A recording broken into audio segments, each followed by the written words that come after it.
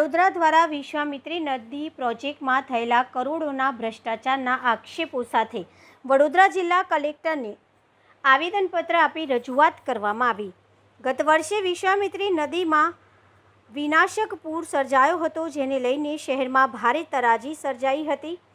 આ વિષયની ગંભીરતા જોતા રાજ્ય સરકાર દ્વારા વિશ્વામિત્રી રિવાઇવલ પ્રોજેક્ટને લીલી ઝંડી આપી હતી। ત્યારે વડોદરા મ્યુનિસિપલ કમિશનરના તત્કાલીન પ્રિન્સિપલ કમિશનર દિલીપ રાણા દ્વારા આ પ્રોજેક્ટ આગળ વધારવામાં આવ્યો હતો અને 100 દિવસની અંદર તેની કામગીરી પૂર્ણ કરવા તમામ અધિકારીઓને તાકીદ કરવામાં આવી હતી। દિલીપ રાણાના બદલી બાદ હવે વિશ્વામિત્રી રિવાઇવલ પ્રોજેક્ટ નવનિયુક્ત મ્યુનિસિપલ કમિશનર અરુણ મહેશ બાબુ દ્વારા સમાપ્ત કરવામાં આવ્યું હતું।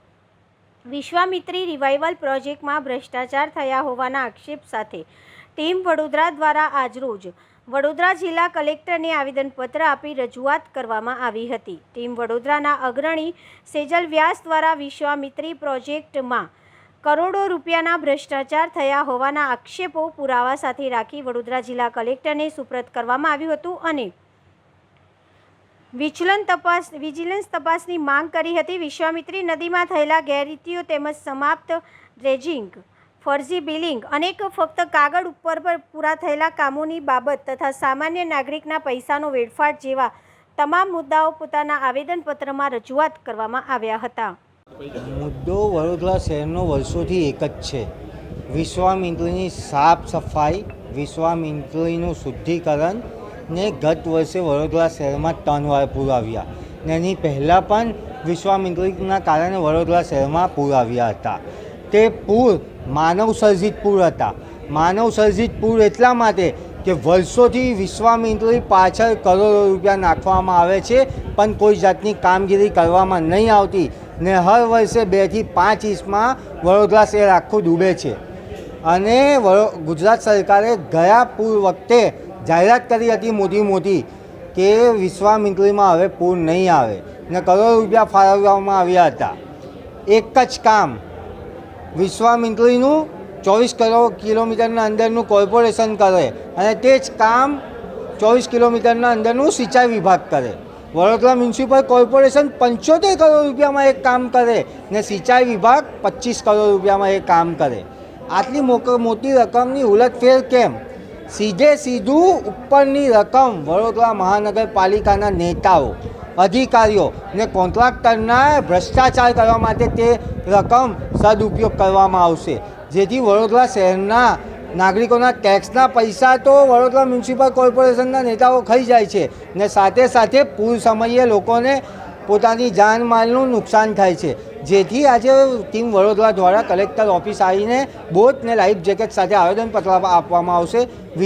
વિજિલન્સ તપાસની માંગ કરવામાં આવશે ને એસઆઈટીની નિમણૂક કરવાની માંગ કરવામાં આવશે।